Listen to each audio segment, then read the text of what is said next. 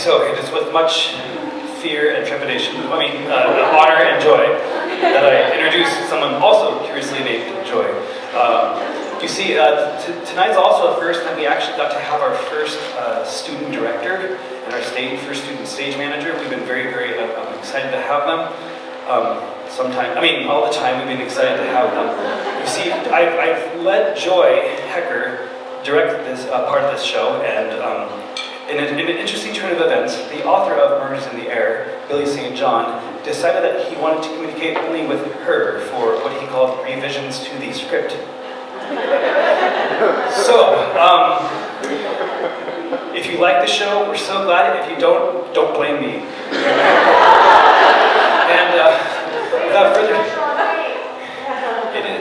And without any further ado, I want to welcome up our student director for the night, Joy Hecker.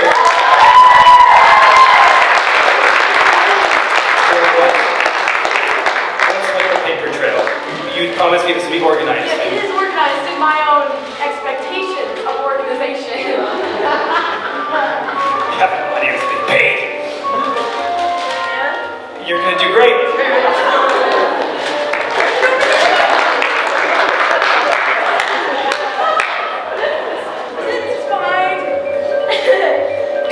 Ladies and gentlemen, if I can have your attention, I have an announcement to make.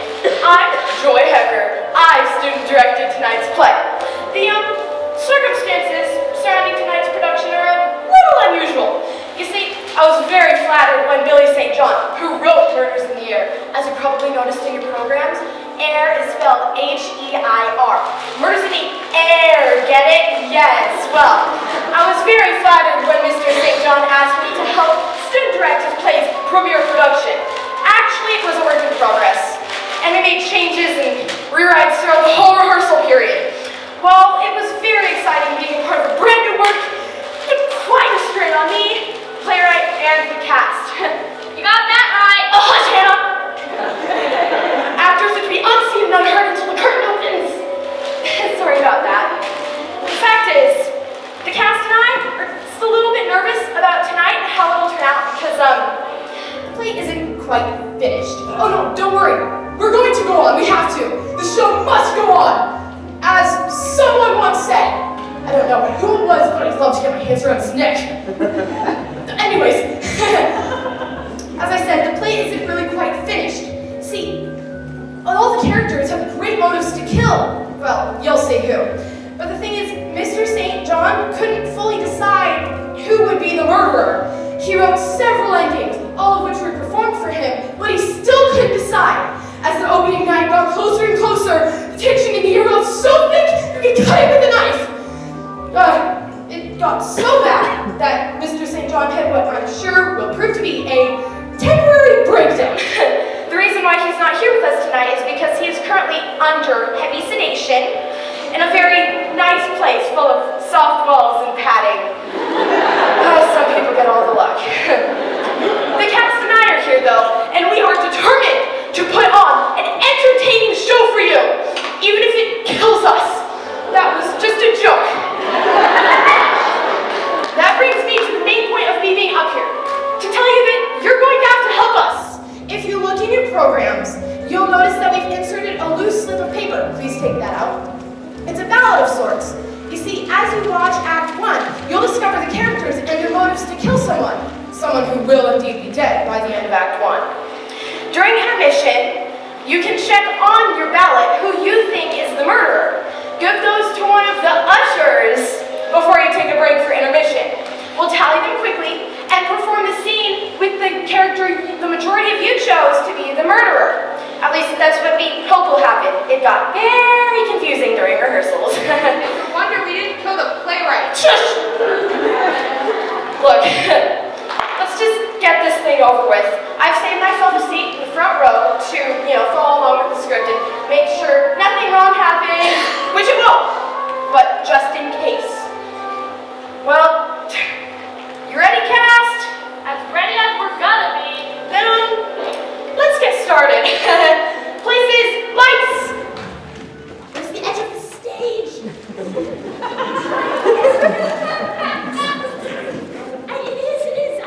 It's too late to start the show. Come on.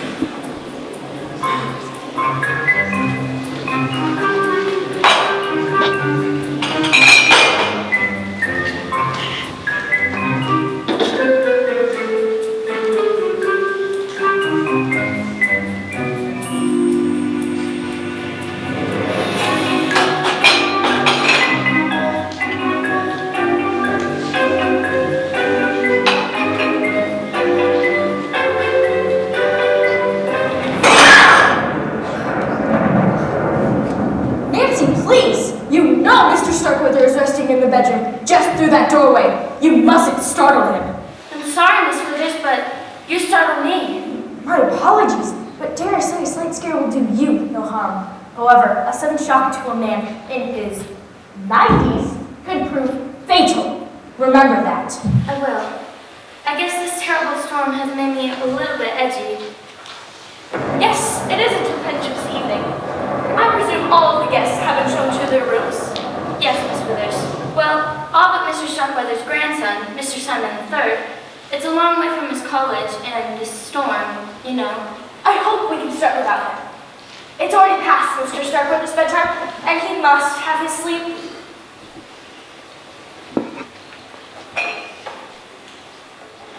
I assure you, Miss Withers, Mr. Starkweather's bedroom is spotlessly clean. Well, I certainly hope so. Mr. Starkweather's asthmatic condition causes the mere smoke of dust, potentially lethal. I served in Mr. Starkweather's household for many years before you came along.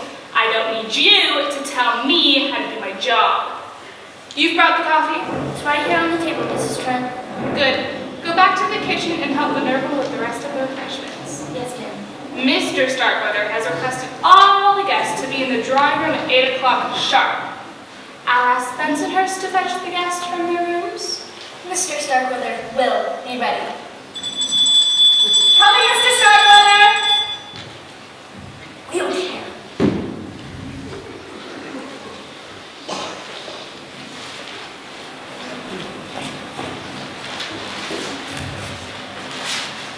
Nearly got all the cars parked in the garage left, don't we? As I've told you, oh, why do I waste my breath? You're dripping water all over the foyer. How many times do I have to tell you, Rufus, to not use the front door? The servants never use the front door. Well, I reckon I forgot, Mr. Bensonhurst. Besides, it's raining out there. I see that, and now it's looked as if it's been raining in here. Thanks to you. You're welcome. Go back the way you came and maneuver yourself around the back door. Do you think you can manage that? Well, I don't know, but I suppose we're going to find out. When the last guest, young Master Simon, arrives, I shall summon you to come park his car. Oh, good. While I'm waiting, I'll see about the fire if I can grow geese. Don't be impertinent. How can I be from now on always? Just go do as you're told. Go into the kitchen and wait until I call for you. Not that way! The back door! That man is an idiot. I heard that. Where do you want this one, Minerva? On the coffee table. Careful with it.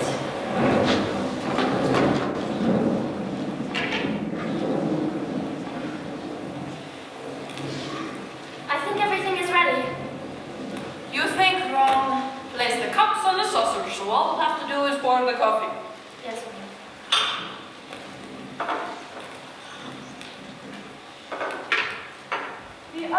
The guests are coming down, and Mrs. Van Zandt has informed me that Mr. Starkweather wishes the servants to be there as well. He wants the servants here? Yes, precisely. Even Rufus. If I had been informed of the fact sooner, I would have ordered him to take a bath. But he's been out in the rain all night parking cars, so perhaps it may help. If you ask me, those flood wouldn't help. Be that as it may, I shall summon him and Mrs. Trent. Why would Mr. Starkweather want the servants to be here? I'll pull out my crystal ball and let you know. Nancy, do you remember what I told you when you came to work here? Yes, ma'am. Do as you're told and don't ask questions. Exactly. Stick to that. I will. Go dust the table. I will.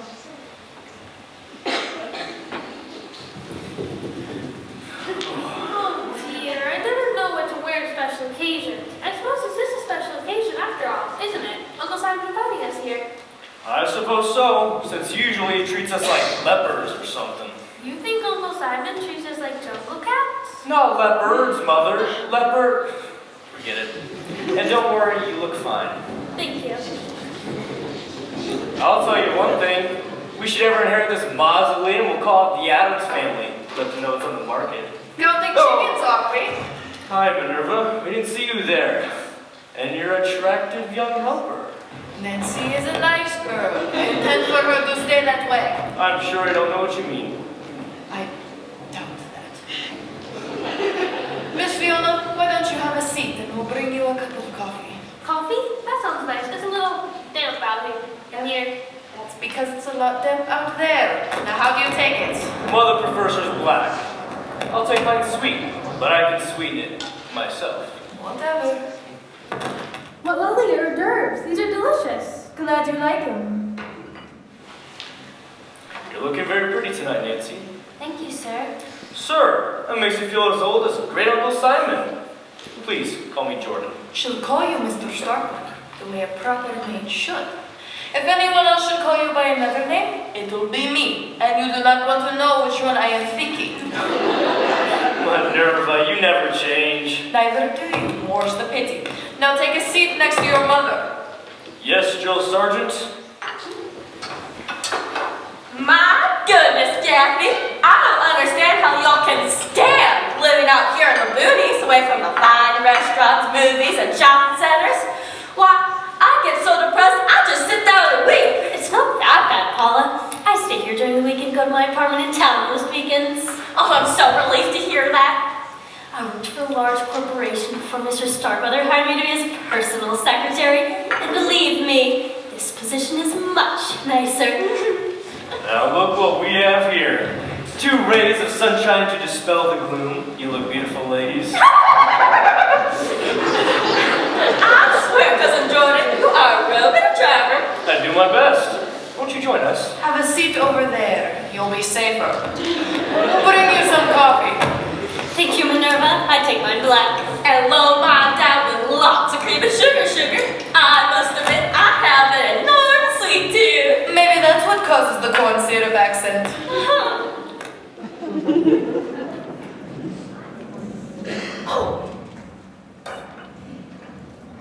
How are you this evening, Cousin Fiona? Me, I'm very well. Thank you, Paula. That's just peachy. I swear, I don't understand why we don't see more of one another. Seems like the only time we get together is for somebody's funeral. Aren't all funerals for somebody?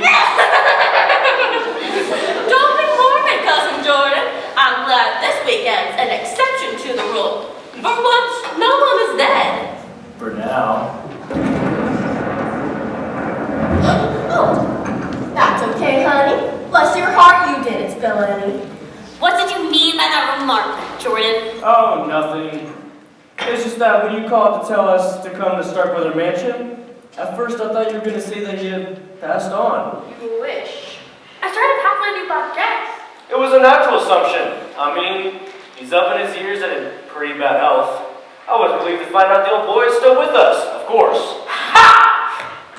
Kathy, darling, I bet you know why Great Uncle Simon has asked us here this frightful evening. Come on, tell. Lois will go into the particulars, but I believe Mr. Starkweather brought us here to discuss his will. Really now?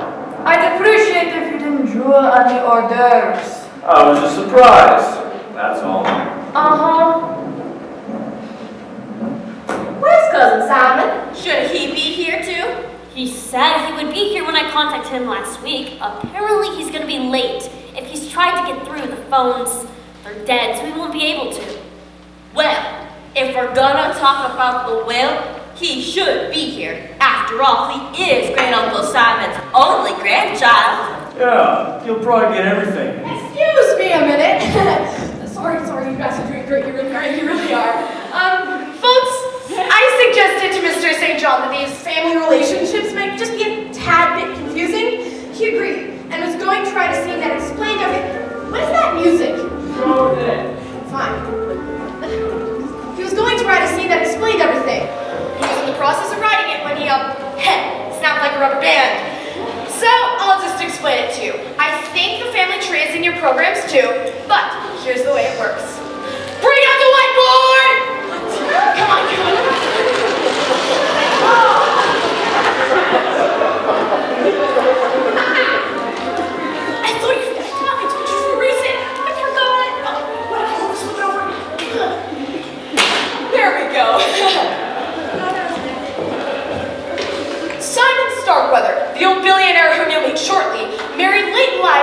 produced one son, Simon Jr., who in turn married and produced Simon III, the college student who's late for the gathering. The original Mrs. Starkweather, Simon Jr. and his wife are now deceased. Old Simon's older brother, Paul, married and produced a daughter, Bella, who married Lucian Thompson, an Atlanta businessman. And they had Paula. This is Paula. Go away. How rude. The original Paul, his wife, Bella, and Lucian are now deceased. Old Simon's younger brother, John, married and produced Ezra, who married Fiona Starkweather here. And they had Jordan. This is Jordan. You already know that. John, his wife, and Ezra are now deceased. Now, I realize there are a lot of dead people, but if we hadn't tried to include them in the play, it would have looked like a marching band had wandered up here and it would have been a whole mess. It was hard enough moving everyone around as it was. At any rate, old Simon is Fiona's uncle by marriage and is Jordan and Paula's great uncle. That makes Jordan, Paula, and young Simon cousins. Second or third cousins, I'm not really sure how that works. Anyways, I hope that clears things up for you all. Carry on. Get the whiteboard out of here.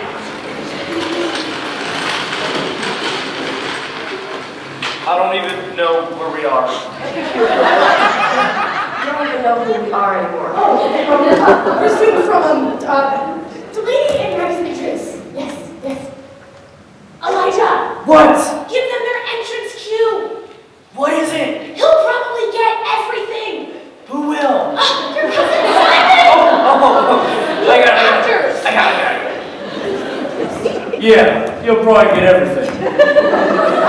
I'm very pleased with your investigation.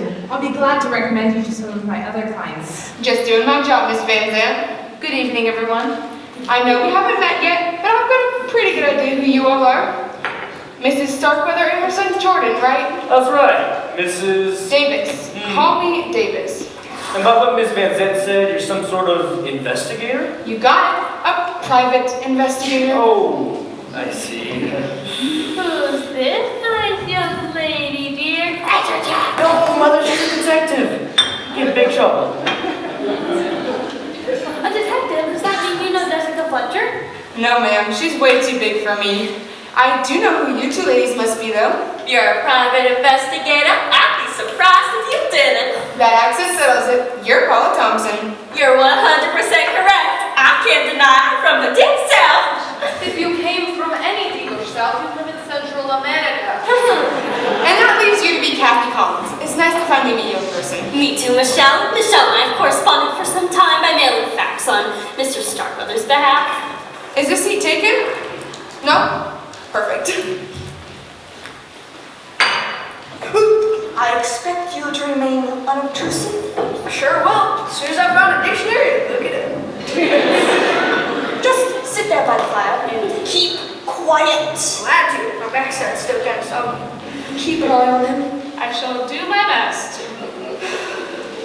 If all is in readiness, Mrs. Van Zandt, I shall inform Mr. Starkweather. Yes, thank you, Bensonhurst. There's coffee. If anybody else wants any. I could use some Minerva. How do you take it? In a cup. Clap, please. Miss Van Zandt, I understand great Uncle Simon has asked us here to talk about his will. That is correct. Frankly, I did not think it was such a good idea. Mr. Starkweather's health is precarious at best, and he doesn't need the excitement. I advised him to communicate with you all by mail, but he insisted on summoning you to Starkweather Mansion. I only hope he doesn't live to regret that decision. Mrs. Withers is bringing Mr. Starkweather in to join us. Can I move now?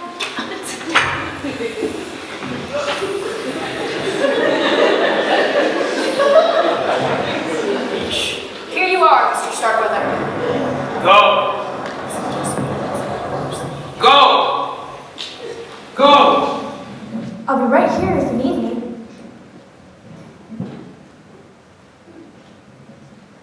To think, I was once surrounded by presidents and kings. Can my world have shrunk to this? a handful of relatives, and a meager staff of hired help.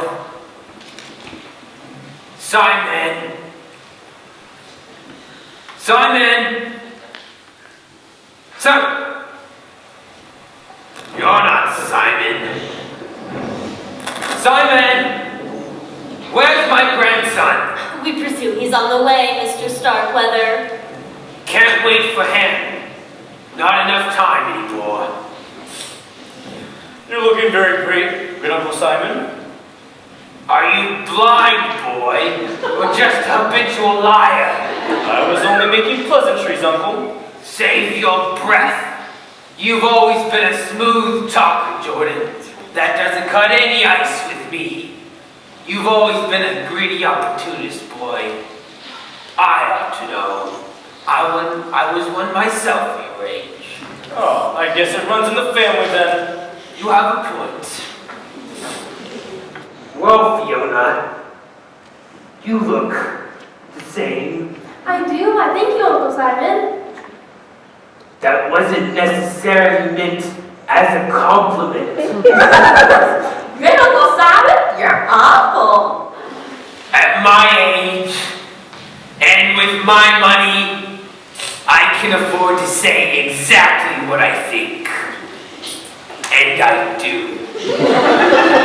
Now how's my little Georgia Peach? Me? I'm just peachy. I may barf. Would you care for some coffee, Mr. Starkweather? He must have it. Coffee can keep him awake, which can affect his blood pressure. His medication causes it to run a little high at times. Apparently, I won't be having any, Minerva. You heard my keeper? Yes, sir. Everyone aspires to live to a ripe old age. And for what? To be kept alive by medicines and machines? To be prevented from enjoying so much of life's little pleasures? Like a cup of coffee? You must excite yourself, Mr. Starkweather. You see? Not even allowed to feel any strong emotions. Well, that's a bummer. Ah, you put it very succinctly, Rufus. Old age is a bummer. I could have searched my vocabulary extensively and not come up with such an apt description. Bummer. Glad you like it. Rufus, sit down. According to my doctors, I won't have to remain a prisoner in this weak-old body much longer. There's only one thing I hate to leave behind. My money. You know what they say, Uncle. You can't take it with you. Yes, that's what they say. So several years ago, I had Lois here draw up my will. I suppose you'd like to know how I provided for you, my heirs. Well, I, for one, am just a teensy bit curious, great Uncle Simon. A teensy bit, eh? I was afraid something like this would have happened. Look what you've done with me! I did it! Should somebody call an ambulance? We can't, the phones are dead. No need. He just needs to breathe pure oxygen for a few moments. He's making me go. Tell them! Very well. This is the will Mr. Starkweather was referring to. As you know, he has been a phenomenally successful businessman for many years. I'll say. He's been on the cover of Forbes magazine at least a dozen times. And they were in. He has the distinction of becoming one of the world's first billionaires. 20 years ago, I begged your Ezra to ask his Uncle Simon to advise him on his business investments, but he was too proud. Dad and his pride. A lot of pride, very little money. If I may continue. It's alright.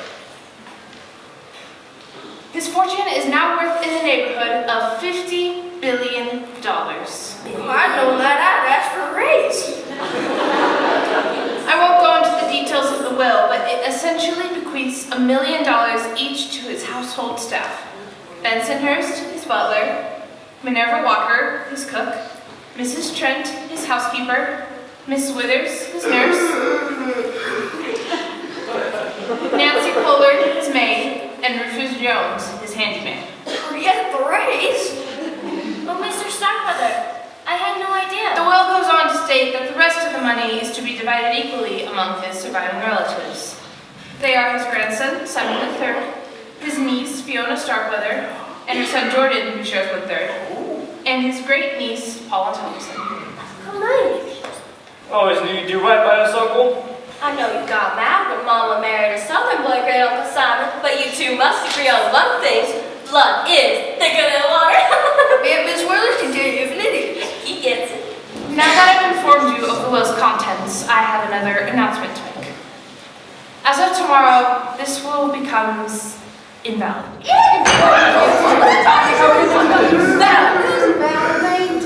It means no good? I got a brother that's invalid. Miss Van Zandt means you're not going to get the money, fool. Guess I won't be buying that big screen TV I was thinking about after all. Sit! You too, Lois. Why did you decide to disinherit us, Uncle? I found a better use for my money. That's why. Oh, I didn't cut you out entirely. All of you in the old will still get $50,000. 50,000 out of 50 billion?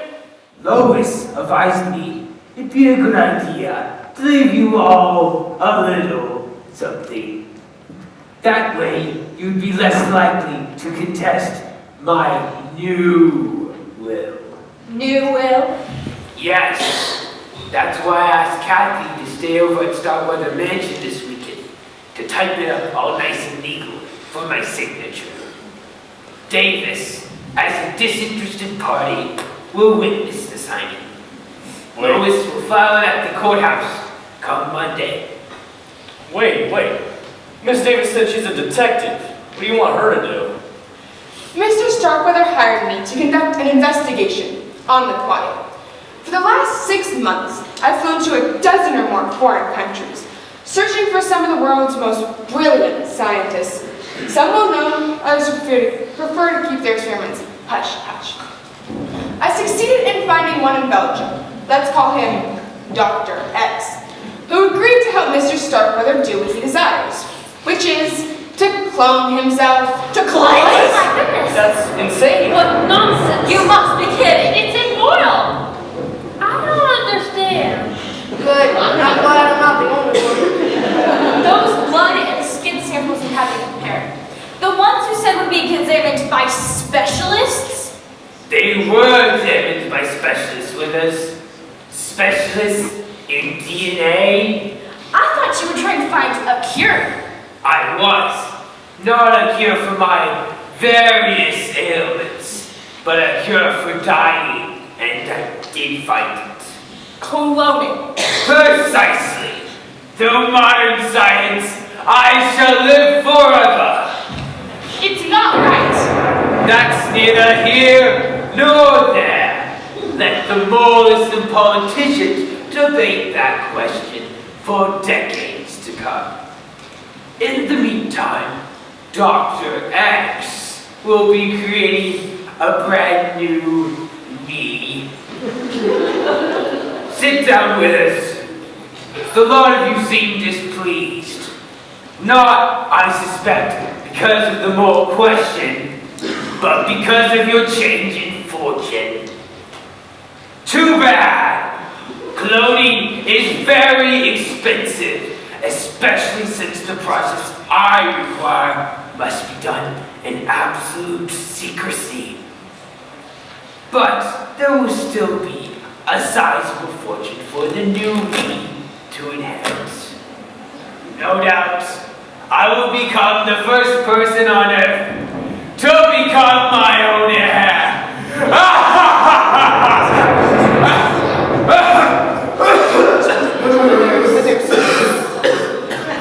Withers! My blood pressure! Yes, Mr. Starkweather. If you will excuse me, I need to take Mr. Starkweather's blood pressure.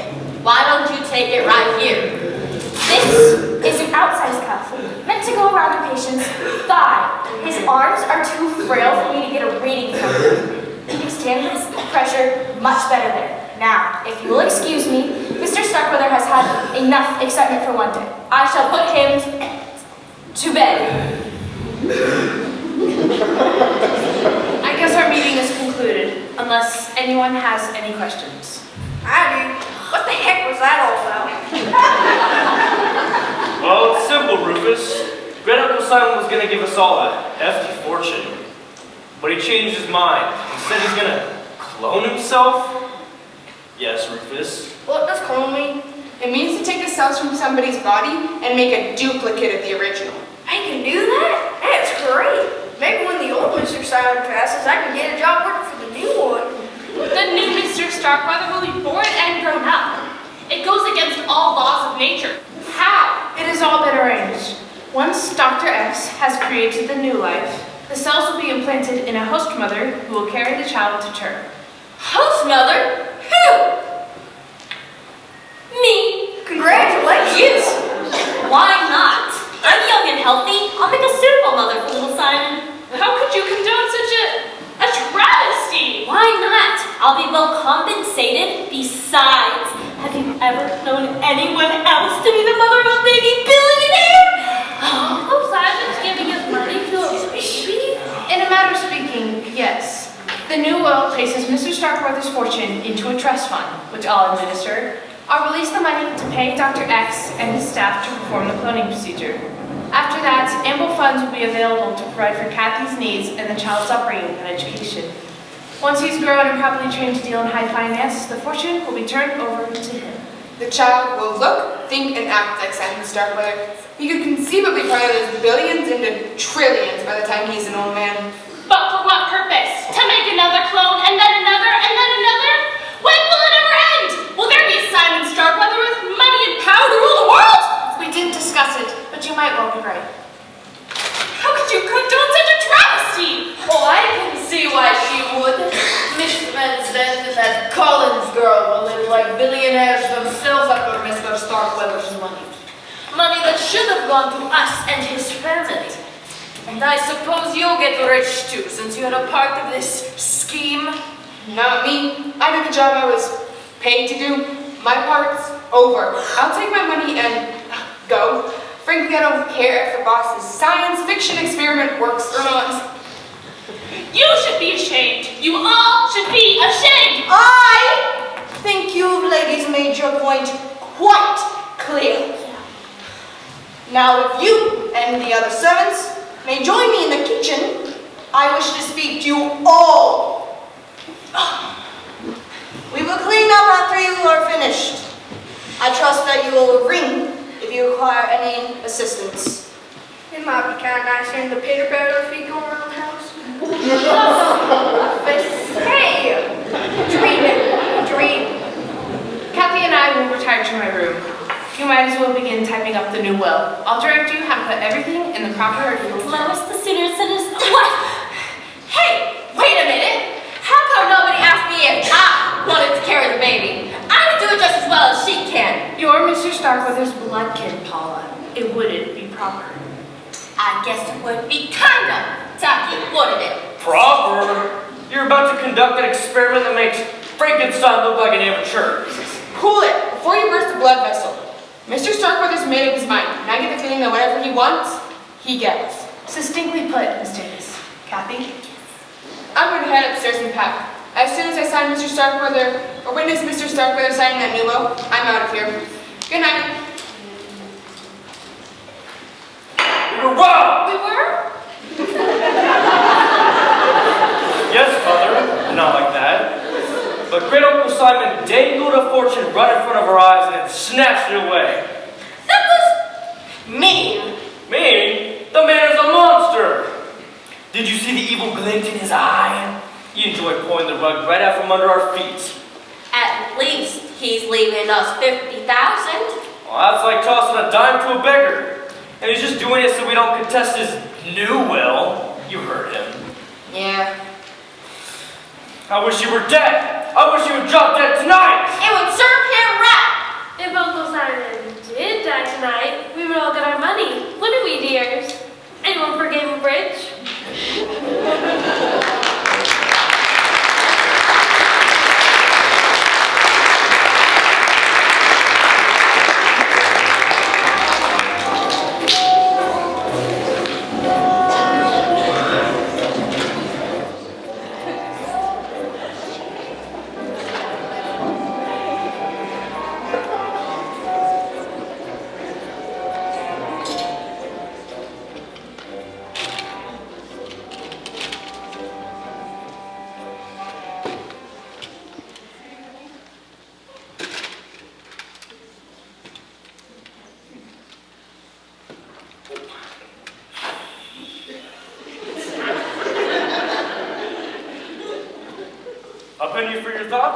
That's all I can afford to pay now. Mr. Starkweather.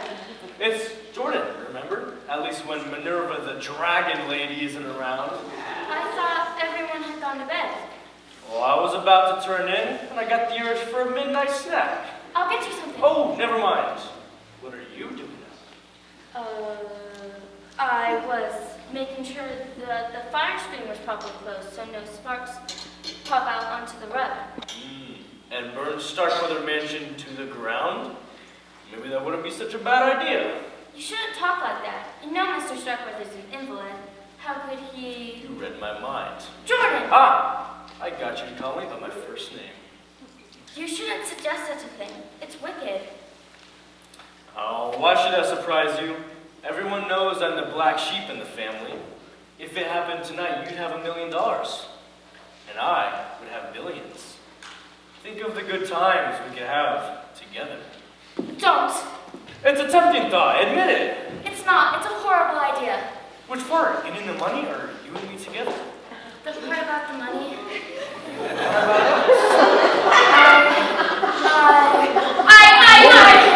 Nancy, I thought you were going to help me with the dishes. I was just checking the French doors, Minerva, to make sure they were properly closed. I see. And what are you doing in here? I was just grabbing a snack.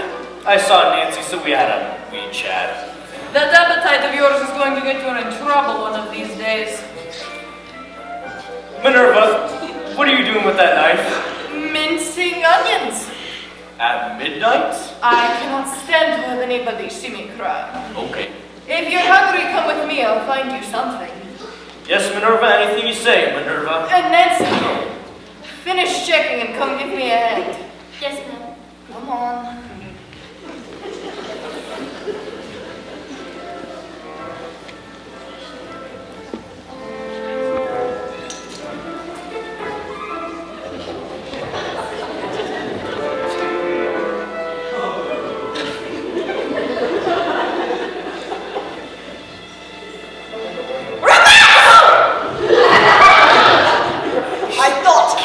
Someone come in here.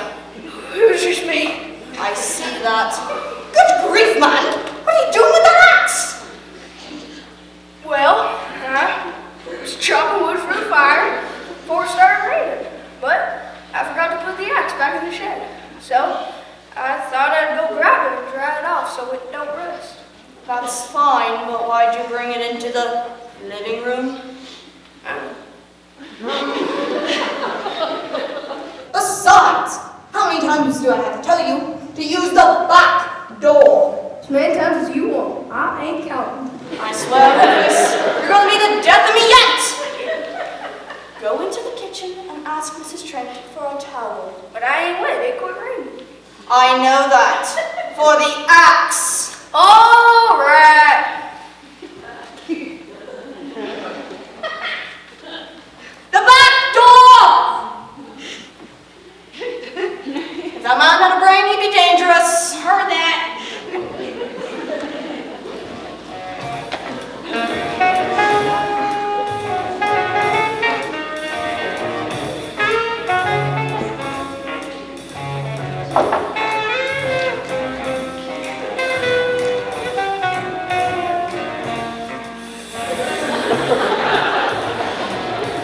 A penny for your thoughts? Jordan! What are you doing up this late? I just came down to get a drink and take a break from all that madness. Munchies, want a cookie? No thanks. Alright. So, did you and Miss Van Zandt finish the new will? Yep, it's all ready and finished except for Mr. Starkweather's signature. I see you've calmed down. I wouldn't blame you for hating me. Why should I hate you? I'd do the same thing if I were in your shoes. I'm sure you would, Jordan. Minerva was right. Being the mother of little Simon will be the next best thing to owning billions. Yourself. What do you mean? Well, aren't you forgetting something? The type will need a dad too. And I know a good dad. What do you mean? You're a very attractive woman, Kathy. We would make a great match. Get your crummy hands off me! What? Getting cookie crumbs on my blouse. Oh. And by the way, if I decide little Simon needs a father after he's born, I'll pick a suitable husband then. He won't be a sleazy, money-hungry slime ball I could kill you, you witch! I wouldn't try it if I were you. I'm the detective in the house. You...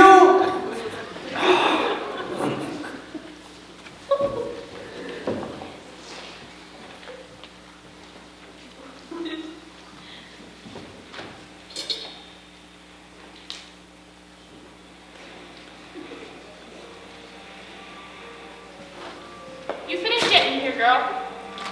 I need to make everything all right. Okay then. Well, hurry up and finish in here. Minerva wants you in the kitchen. Yes, ma'am. Someone left the French doors open. Fine, I guess. I'll close them. Never find good help around here. Is anyone still outside? I'm closing the doors.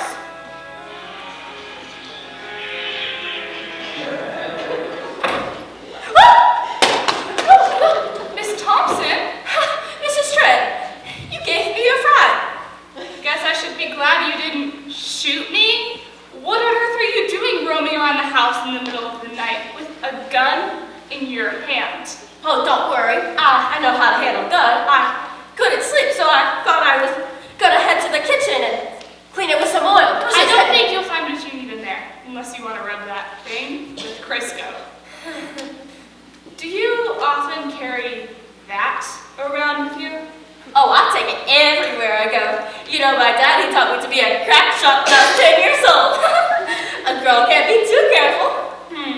Well, I don't think you have anything to worry about at the Starkweather Mansion. It's miles away from the nearest town. No one ever comes up this way. You mean you've never had a burglar or a prowler before? No. You know, with great Uncle Simon so sick and all, it's a wonder somebody hasn't tried to break through those French doors and do who knows what. Like, shoot him? Well, it could happen, as terrible as that thought is. In his condition, how could he defend himself? You could stick Nurse Withers on them. I suppose that would frighten any intruders away. You're awful. But you know what? I wouldn't want to tangle with that woman. Where does she sleep? In the room beyond Mr. Starkweather's, so she can hear him if he rings the bell at night. So, let's see if I remember correctly.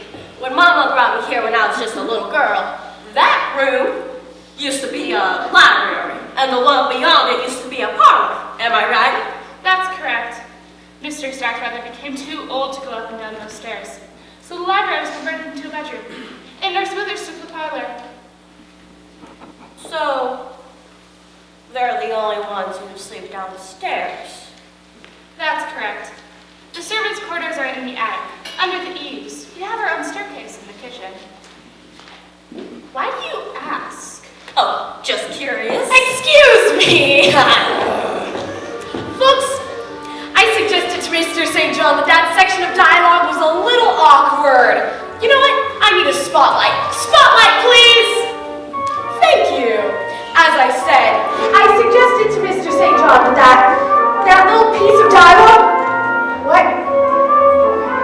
Was it kind of a little bit awkward and suggested to him that he change it. But he thought he needed to get an idea for the out of the house.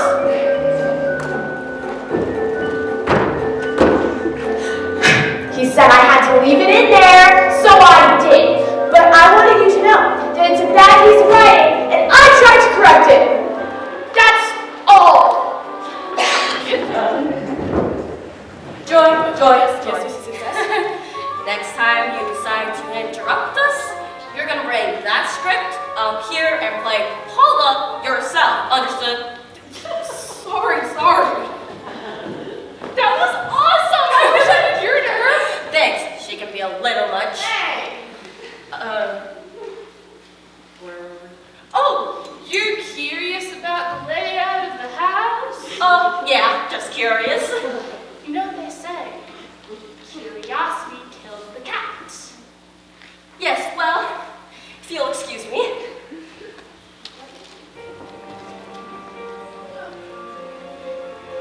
Wouldn't it be ironic if someone broke in tonight, of all of the nights, and Oh, no.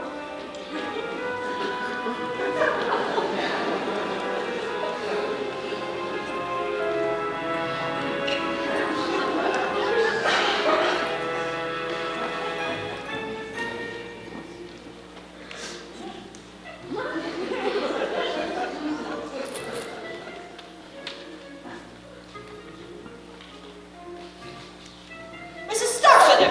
Messenger, you really frightened me to death. My apologies. May I ask what type of pills you have just strewn about the room? Digitalis, for my heart. I have a heart condition.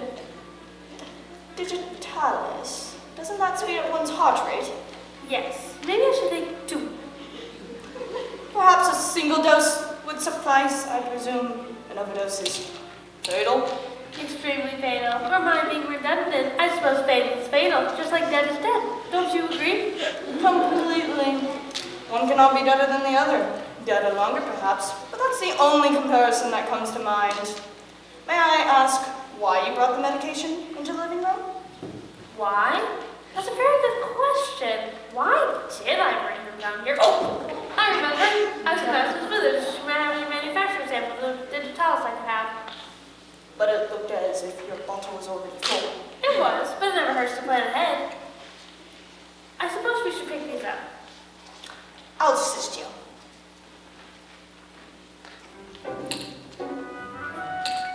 Bensonhurst, can I ask you something?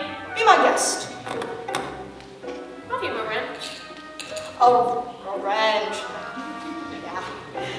I remember Mrs. Withers telling me that a valve in the gas heater in Mr. Starkweather's room was a little bit loose, so I thought I'd give it a little turn or two. How mechanical of you. We wouldn't want any of that gas to escape in Uncle Simon's room, would we? Naturally not. But first things first. Shall we?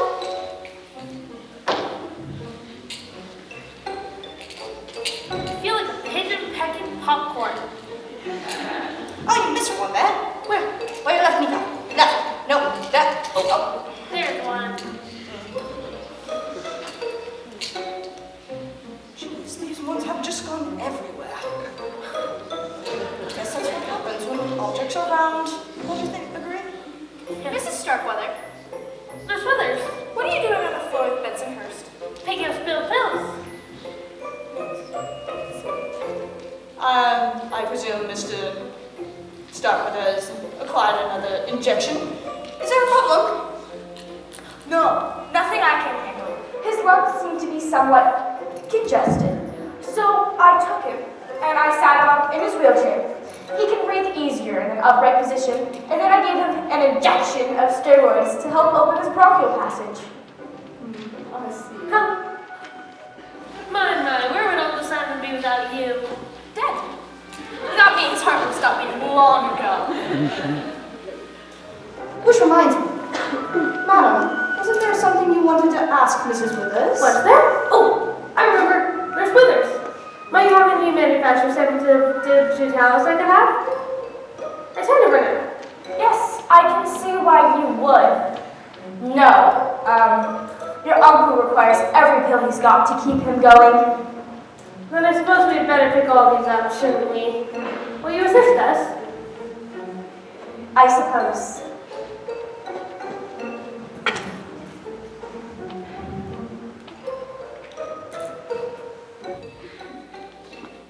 Is this a private game or can anybody play?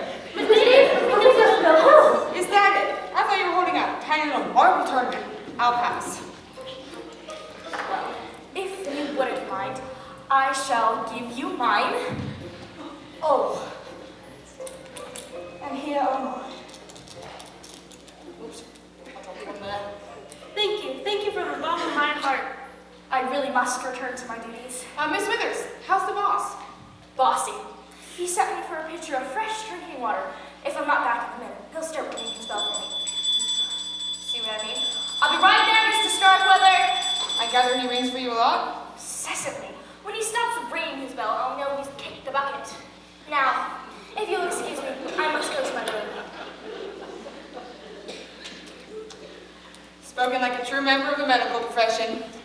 Well, what's with the wrench, Bensonhurst? Got some kind of problem I can help you with? Thank you, ma'am, but No. It'll wait. I, too, shall excuse myself. Well, you're kind of late, Mrs. Starkweather. Couldn't sleep. What about you? I'm a real night owl. Besides, I was hoping young Simon would show up. I haven't met him yet. Simon is a sweet boy. I do hope he's all right. You know, with the storm and all. He might have pulled off the road to let it pass. It is starting to cloud over again. We could be in for another deluge. I sure hope not. Well, I'd better go to bed. Good night, Mrs. Starkweather. Good night. Sweet dreams. See you in the morning. You too. Look, another one. Night night.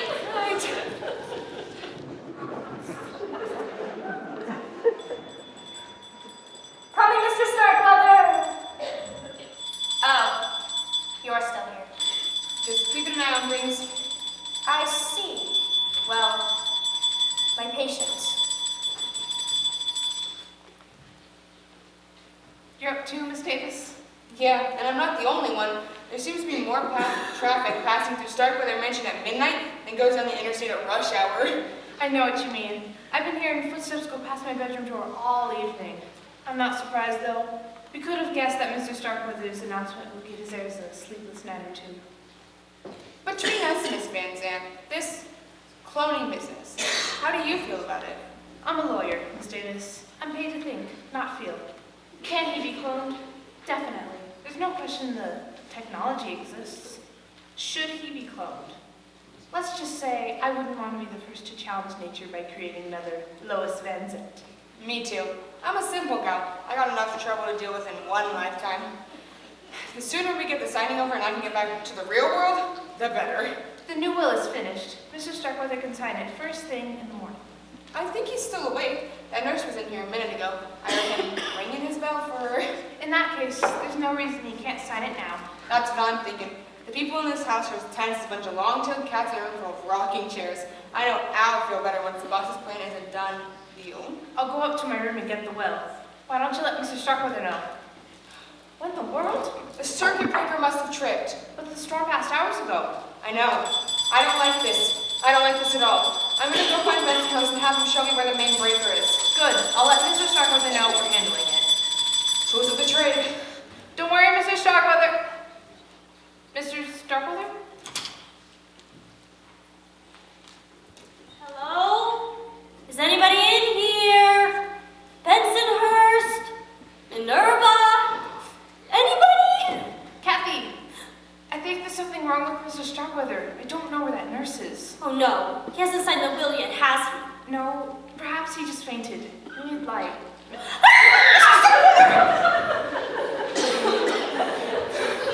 What happened? Someone struck me. It's Mr. Starkweather, help him! I heard a scream. Oh. What in tarnation? Mr. Starkweather has been strangled. The blood pressure cuff has been put around him and pumped up to the maximum. Mr. Starkweather has been strangled to death. Poor Mr. Starkweather. Who could have done such a thing? Give me a break. I'd say you and everybody else in this room are right up there at the top 10 list. Excuse You me. put it down! Not fair. Let me check the body. Those drops on his robe, are they blood? Not sure. What those could... I'll handle it. I'm the detective, remember? What can you tell us, Miss Withers? Well, I brought him his pitcher of fresh drinking water as he requested, and then I went to my room and lied down. Then the lights went out. And then when I came to it, well, yeah, we can take it from there. You seem to be in charge, Miss Davis. What do we do? We keep trying the phones to get through to the cops. If the lines run out by morning, someone will have to drive into town and report that there has been a murder at Starkweather Mansion. Maybe the old man did himself. Or not. Young Mr. Simon, you made it. Boy, do we have a surprise for you.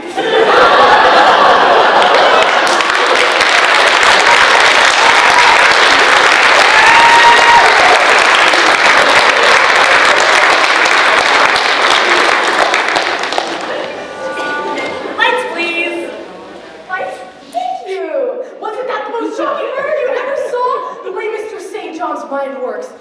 No wonder he went bonkers.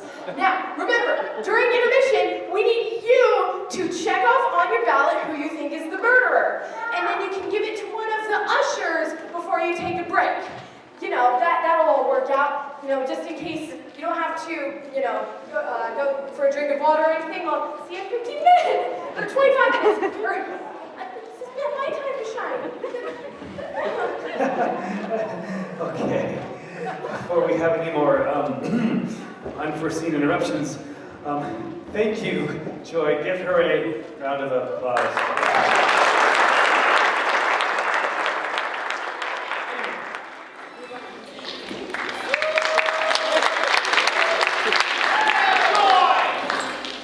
I don't know who you are, but thank you. Thank you. Now, folks, there are a couple of things that Mr. St. John made sure that he wanted to include in the second act. Once he decided who would be the killer, the cast will work those into the show. I just wanted y'all to know so that you can continue to play armchair detective and try to guess the murderer's identity. That's everything, I believe. Relax and enjoy the conclusion of Murders in the Air. Where's the edge of the stage there?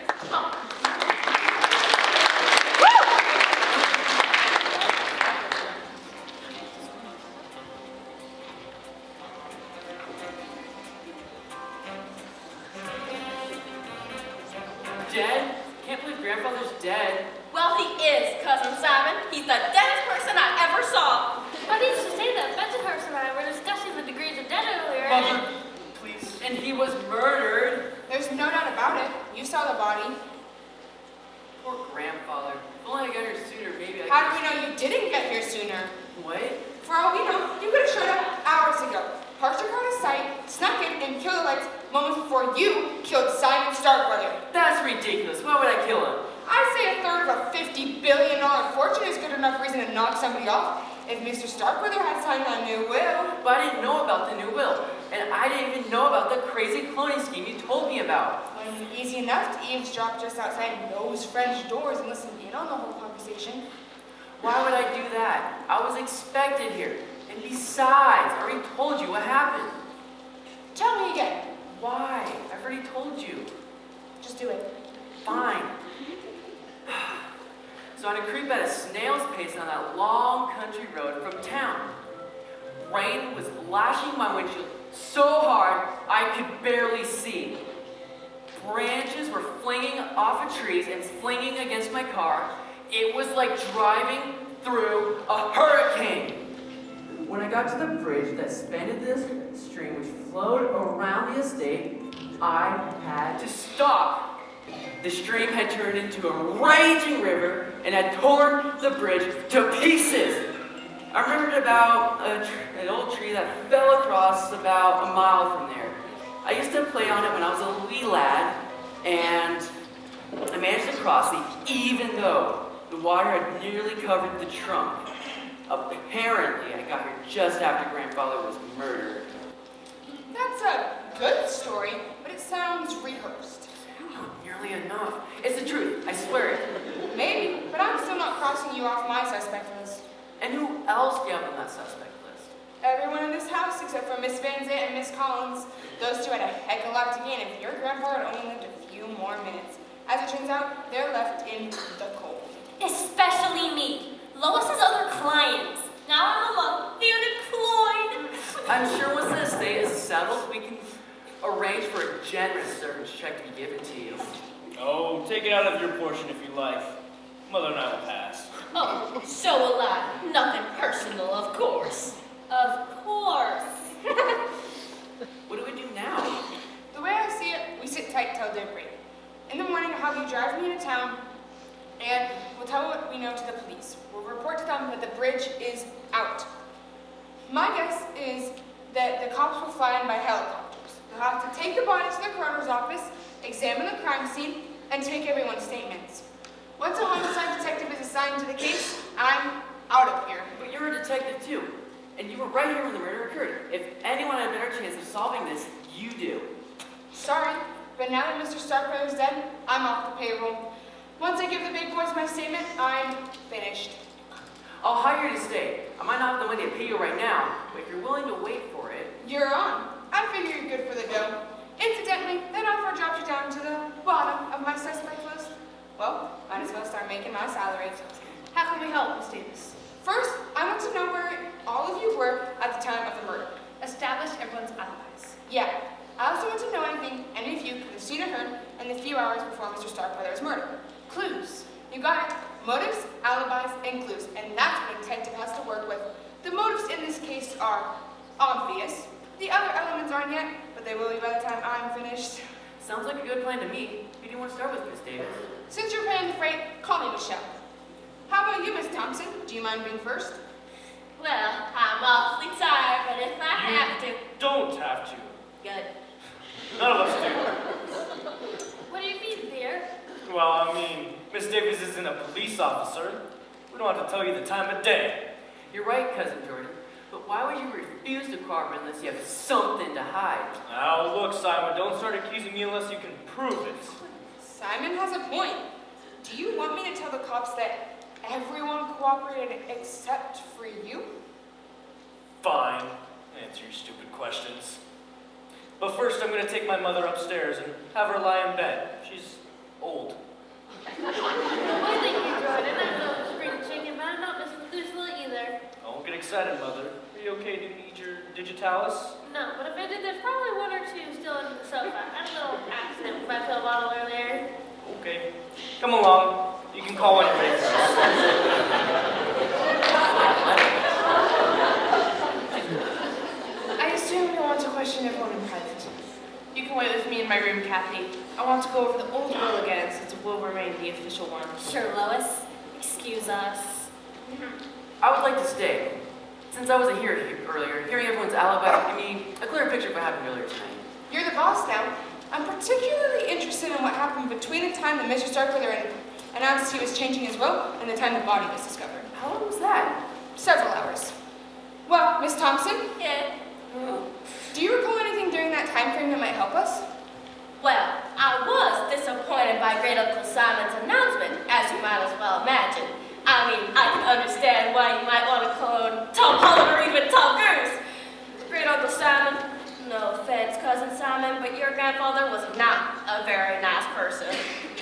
Anyways, I spent most of that time in my room. I did come downstairs once on a little errand and kind of bumped into Mrs. Trent. I was in the kitchen when I heard Minerva and that cute little maid Nancy talking. What's the matter with you, girl? Did you leave your mind in the other room? You haven't heard of what I said. I'm sorry, Minerva. I'm so confused. About what? Had no good scamp Jordan been bothering you? Jordan? I mean, Mr. Starkweather? Why would you say that?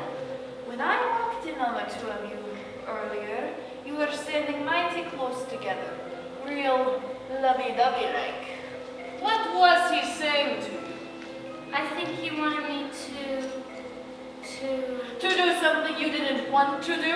Yes, but it's not what you're thinking. I'll bet that boy tries anything, I'll cut him down to size. Minerva, no! He's not interested in me. I heard him talking with Miss Collins, and he... I get the picture. When you lost your million, he lost interest in you, didn't he? He's following the money right to the Collins girl, isn't he? He proposed to her, but she laughed at him. Good for her. Serves him right, the lazy plum. Don't call him that. Ah, you're hung up on him, aren't you? Don't be a fool, Nancy. Jordan will just use you and toss you aside like he's done with a dozen other girls. Maybe he's ready to settle down. If Mr. Starkweather hadn't changed his will, he would be free to... Free to do what? Nothing. If we're done, I'd like to go to my room. Go on. And Nancy, Yes? lock your door. Excuse me. That little scene in the foyer was a flashback. It showed a conversation Paula overheard before the murder. Other conversations will be shown in flashbacks as well. Isn't that clever? Yes, I just wanted to make sure you got that. Carry on. She is really Asking for it. she does this all the time. Anyways, Mrs. Trent, do you recall saying anything suspicious before the murder? Suspicious? Well, I suppose taunting a gun around the house is suspicious, even though Mr. Starkweather was shot to death. Gun? Who has a gun? Besides me. Paula Thompson, that's who. Claims she's a regular Annie Oakley. Says how easy it would be for someone to walk through those French doors and kill Mr. Starkweather. Did she know? Ask her yourself. Anything else? Well, I did overhear a rather odd conversation between Mrs. Starkweather and Rufus. I was upstairs passing out candles in case of a power failure, which, as you now know, became very useful. I was turning out to the west wing when I saw Mrs. Starkweather at the far end of the hall, near the stairs.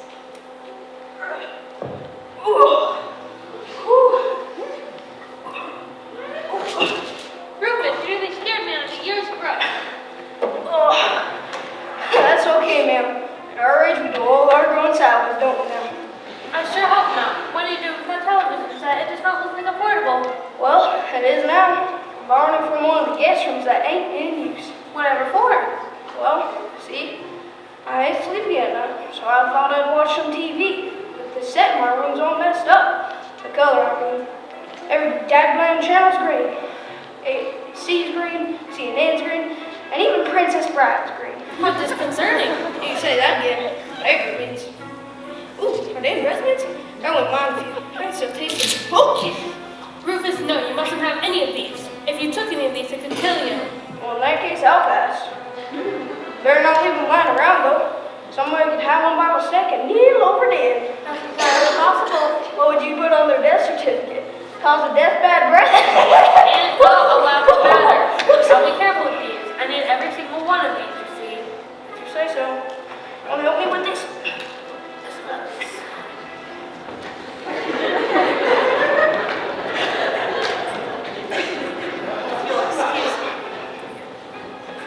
Excuse us?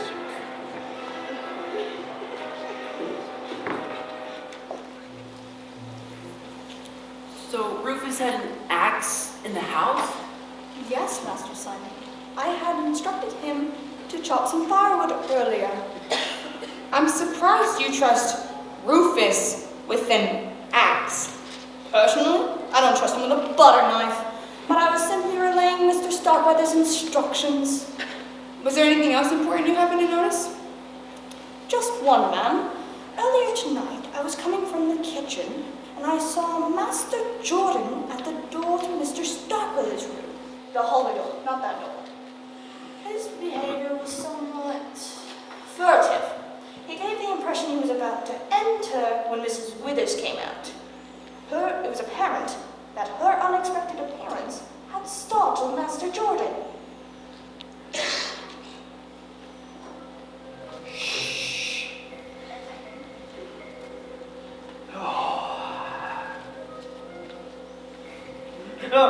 Well, what do you want? I was just gonna check on Great Uncle Simon. No need. That's what I'm paid to do. Right. Well, how is he? Breathing, if that's what you want to know about. How long do you think he'll make it? Let's just say he needn't start any long novels. Or even short stories. Yeesh. You think he'll make it through the night, though? I think he'll keep his heart beating through sheer determination, long enough to sign the new will, if that's what you're wondering about. Oh, you mistake me. I was just curious. Give it a rest, Jordan. You'd love to see him drop dead before daybreak, just like nearly everyone else in this house. Including you. $1 million is a fortune. A lot of people would kill for that kind of money. If that's a hint, forget it, Jordan. As Mr. Starkweather's nurse, I'd be the prime suspect if his death were to appear as anything but natural causes. Well, suspecting and proving are two very different things. I'm going to forget that you said that. Good night. It's true. Jordan Starkweather did hint that I was in a position to end his great uncle's life, but I assume that the nurse also told you that I refused. He did, but you could have changed your mind. And killing him with a blood pressure cuff? Hardly what you would have called natural causes. I agree. The manner by which she was murdered is what confuses me the most. It's as if the killer was flaunting the deed in our faces. Why would they do that? That's a good question. Say, Miss Withers, if you were to choose a likely suspect to be our murderer, who would you say it is? Off the record, that Thompson girl, his great niece, she's too goody for my taste. Those southern girls can pour on charm whenever they want to, but Scarlet Hair was pretty ruthless when you get down to it. We've been told that Cousin Paula has a gun. See what I mean? Dare I say she and Jordan were both desperate to get their hands on Mr. Starkweather's millions? I overheard them talking. I heard them while I was in the corridor. They didn't notice me. Well, what are we going to do? What can we do? It's out of our hands. Don't be such a whip, Cousin Jordan. Our money rightfully belongs to us. I know. There's gotta be a way to get it. Maybe we can have the will broken if we have Great Uncle Simon declared insane. I've thought about that, but it won't work. If cloning was just a wild theory, we probably could, but it isn't. It's been done. His plan to be the first person to clone himself might be bizarre, but it isn't insane. We'd lose the case. And probably spend the pittance we're going to inherit on the lawyers. Like that Miss Van Zandt. She's so... Yeah. Oh. What is it? What are you thinking? I'm thinking, if you can't beat him, join him. Huh? I just came up with a way to get Miss Van Zandt to put me on her team. Well, what is it? Fend for yourself, Jordan. No. Now, if you'll excuse me, I need to talk to that lawyer. If you can't beat him. Oh. Now, where would Kathy be?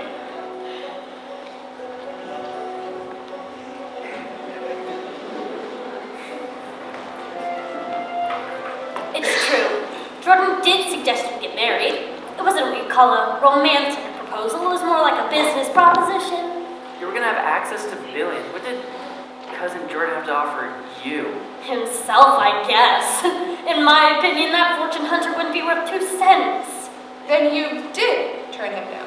Jordan was attractive in a smarmy sort of way, but any woman who married him would be a fool. And believe me, Michelle, I'm no fool. I knew that from the time we started working together. You were smart enough to carry grandfather's clone. Look, Simon, once Mr. Starkweather decided to clone himself, nothing was going to change that. He would have found a surrogate mother somewhere, so it might as well have been me. I understand. The whole idea of cloning himself was creepy. You're a lot nicer about it than the other heirs were. For example, Paula, for one. She hasn't given up hope of getting her hands on Starkweather's money. how do you know? I was in Lois's room with her when Paula knocked on the door saying that she needed to talk to Lois in private. Lois went out with her, but they didn't shut the door all the way, so I couldn't help but overhear their conversation. We're very busy, Miss Thompson. Preparing that new will? Yes. Miss Van Zandt, you're a lawyer. You sure this cloning business is legal? You could lose your license to practice, couldn't you? The process will be performed in Belgium, as we told you. Our laws don't apply there. What about ethics? Haven't lawyers been disbarred before for behavior that was unethical and illegal? What's your point? I want in on the deal. You can pay me from the trust fund to be the baby's nanny or whatever. I don't care what you name the position. If you refuse, I shall be forced to report you to the Bar Association. Oh, bless your heart. Isn't that what you call it? It is. Let me give you a little free legal advice, Miss Thompson. In the first place, if you make any accusations against me before the cloning procedure is completed successfully, I'll sue you for the $50,000 you're due to receive and everything else you own, and I'll get it. In the second place, once the baby's on the way, I plan to close down my office. I shall devote all of my time to Kathy and little Simon's care. At that point, it won't bother me in the least if I should be disbarred. You don't have to be a lawyer to administer an estate. Anyone can do it. Oh. So you see, young woman, your threats are meaningless. In fact, as an officer of the court, I should report your feeble attempt at extortion to the police. I wasn't going Save to. it. take your silly southern self out of my sight, and I might be willing to forget it. All right, I'll go. You lawyer! Excuse me. Yes, Mrs. Trent. I found what was left of some of the Christmas candles I stored away. I thought it might be useful to pass them out in case of a fire failure. I suggest you'll keep one in some matches nearby. Yes, that's very kind. Thank you. Kathy's in my room. I'll take one for her also. Miss Thompson. Yes? Candle. All right. Now, if you'll excuse me, I'm going to my room. There's something there I need to get. Get out of my way. What's the matter with her? Let's just say she's a sore loser. She played her ace, and I trumped it. In a matter of speaking, I'll give this to Kathy.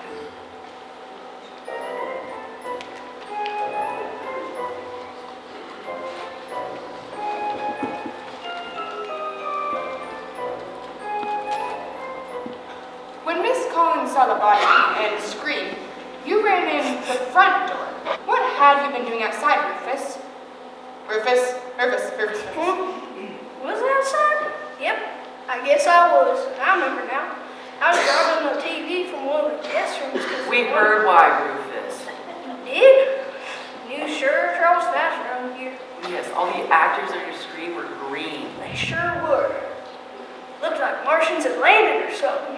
When I hooked up the new set, it was fuzzy as woolly worm. So, I tried to get up on the house and try and turn the antenna around like... On the roof? Well, it wouldn't do too much good to do it in the basement now, would it? I was about to grab a tall ladder out of the storage shed when I heard the go-ho bloody murder. Murder, anyway, even if it wasn't bloody.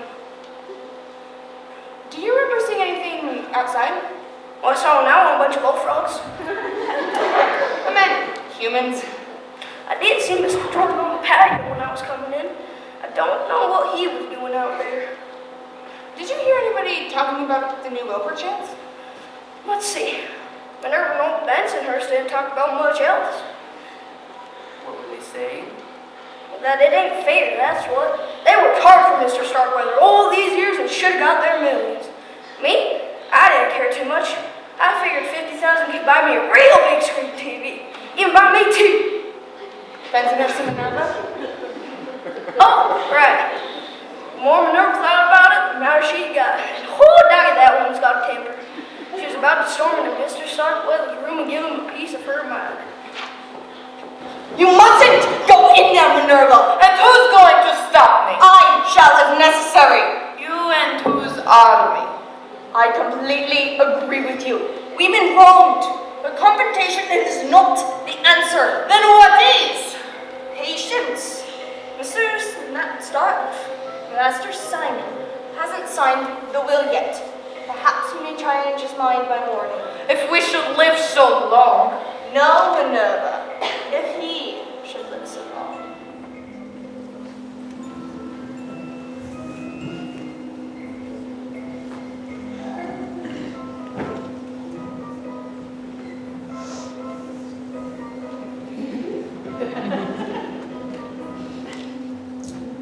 So, Mr. Starkweather, what were you doing outside at the time of the murder? I was just getting a breath of fresh air. Anything illegal about that? Not if you remained outside. What do you mean? When I made a cursory examination of the crime scene, I noticed that Miss Withers had left the window raised a couple of inches to let in some of that fresh air. Anyone could have climbed in and... Wait a minute, are you accusing me of killing Great Uncle Simon? Calm down. I'm not accusing anybody. Yet. Besides, Cousin Jordan, from what we've heard, conning someone into doing your bidding is more your style. Who told you that? I'll ask the questions if you don't mind.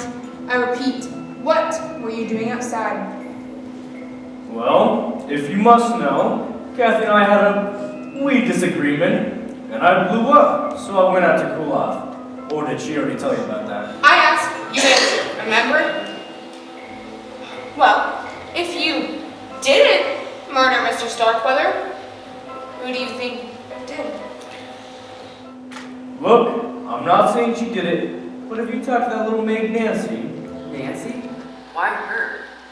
Well, the girl has a crush on me. I flirt with the ladies a lot.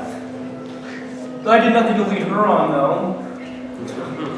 I know she was upset about the new will. Not just that she would lose her money, but that I would lose even more. I had strolled around the house and was outside the kitchen door when I heard her talking to Miss Withers. Can I do something for you, Miss Withers? I needed a fresh pitcher of drinking water to bring from Mr. Starkweather's bedside. I got it. Poor Mr. Starkweather. When I saw him lose his breath in the living room, I heard what you meant when you said the slightest shock could prove to be fatal. Exactly. Slightest shock. His bell. I must go. Yes, we wouldn't want anything to happen to you. I'm coming!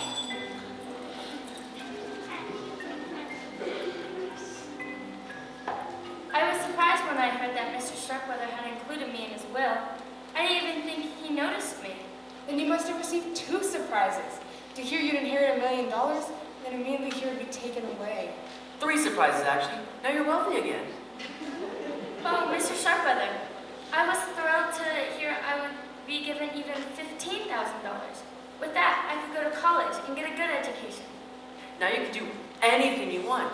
What do you want to do? I don't know. I haven't been thinking about myself much lately. Who has been on your mind, Nancy? Jordan Starkweather, perhaps? You're very fond of him, aren't you? Who told you that? Cousin Jordan, for one. He told us that you might have been willing to kill for him as well. What? How can he say such a thing?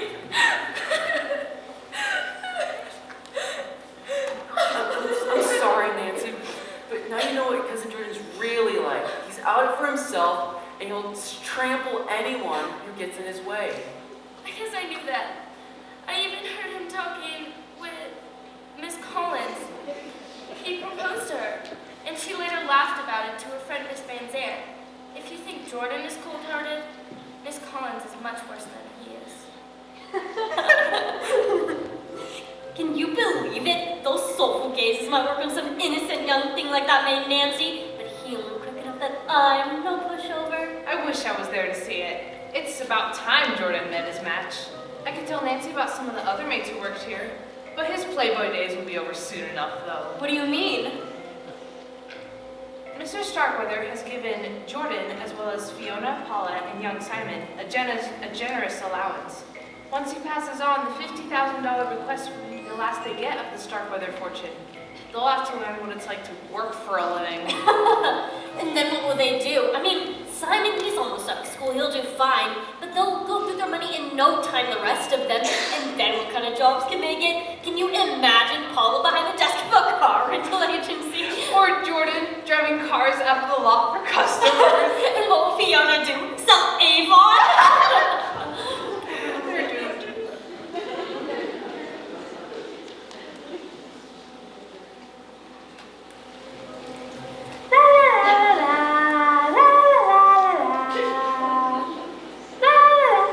Cousin Fiona, can I get you anything? A glass of water, perhaps?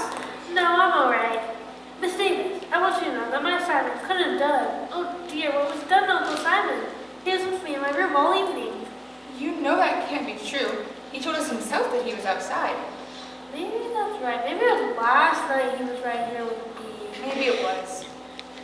Now I know why Jessica Fletcher never believed the suspects on Murder, She Wrote. It's so easy to get confused. Concentrate on tonight, Mrs. Starkweather.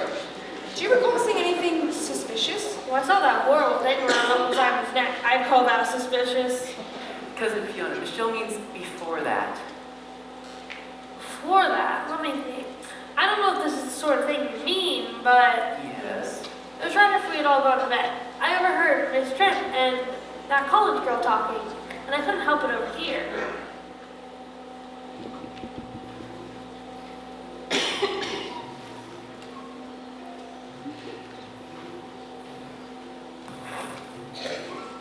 Mrs. Trent, what are you doing in that room?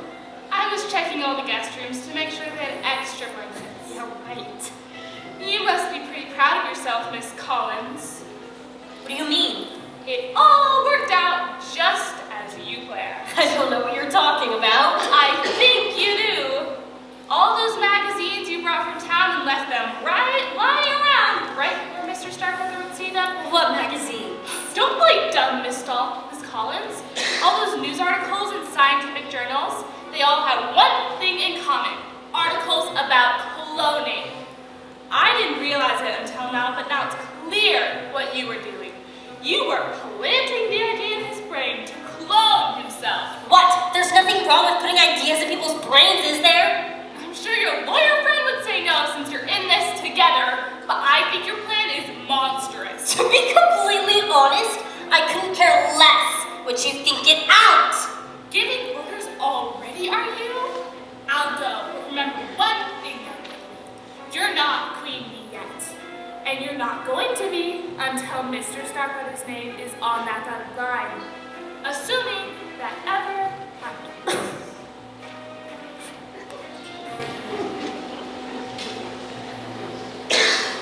Kathy told me about Mrs. Trent's accusations that she engineered the cloning business, possibly with my help.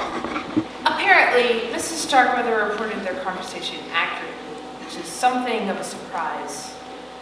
Is it true? Did you and Kathy give Grandfather the idea to clone himself? I don't really think that's relevant to the case at hand, Simon. Even if we did, we weren't breaking any laws. Don't you agree, Miss Davis? No laws I can think of. Then shouldn't we focus on the law that was broken? I'm referring to murder, of course. You're right as usual, Miss Van Zandt. Is there any other information you can give us? I will tell you this. Earlier this evening, I was going to the kitchen to ask Minerva for a pot of coffee. It was apparent that Kathy and I were going to be working late, and I thought the caffeine might help us stay awake. Minerva wasn't there, but Rufus was. He was talking to Fiona Starkweather. The conversation was very peculiar.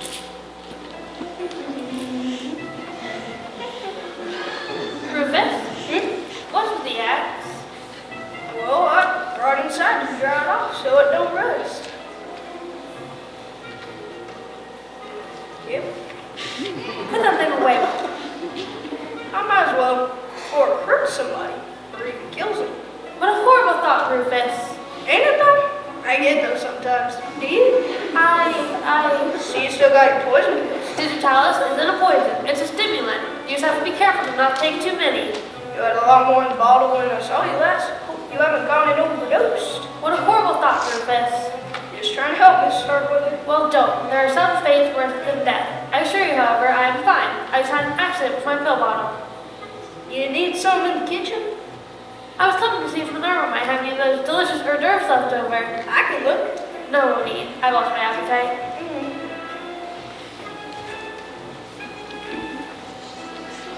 Mr. Starkweather's meals? What do you want to know about them? Who did he dine with? Did he eat the same food as everyone else? Mr. Starkweather was on a very restricted diet. Low salt, low fat. So I had to prepare his meals separately. Why do you want to know about the food? You think there's something wrong with my cooking? You're a great cook, Minerva. That leg of lamb you served tonight was delicious. Yes, well, I've often been told I have terrific legs. So what's the problem? Forget it. You told me what I need to know. Changing the subject, do you remember who all was in the kitchen when the lights went out? Before I got there, I mean. The blackout? I'm not sure. Let me think. I was in the kitchen checking the supplies for breakfast. When it went dark, it took me a moment to get my candle from my pocket and light it.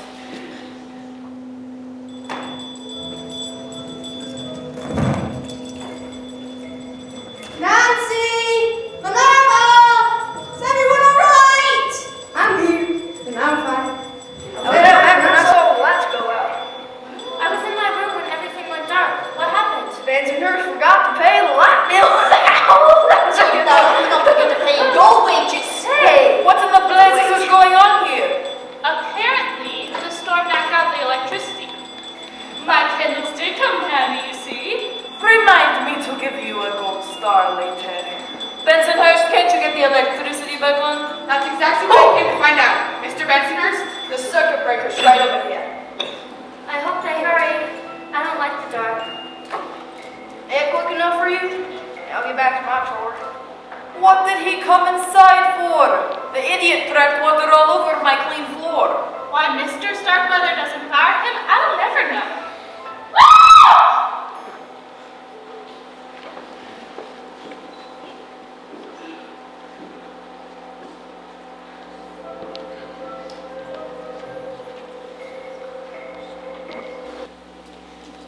Any luck?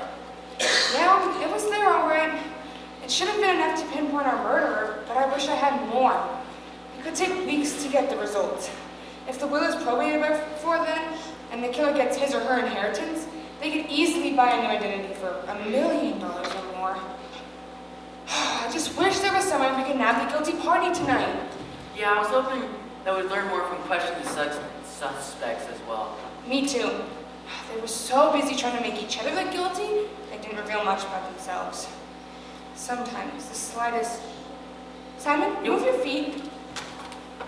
Here, help me move this table. Oh, okay.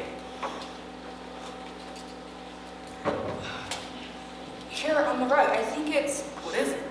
Yes, what they were doing was so insignificant, I didn't notice it at the time. Simon, I know who murdered your grandfather. Who? I'll tell you when I gather the evidence. If you could go find Bensoners and have them gather everyone in here immediately. Yes, ma'am. Yeah. I never sent me in here to ask if you wanted some coffee. Never mind that. Go back into the kitchen and tell everyone in there to come out on the double. Sorry. Yes, sir.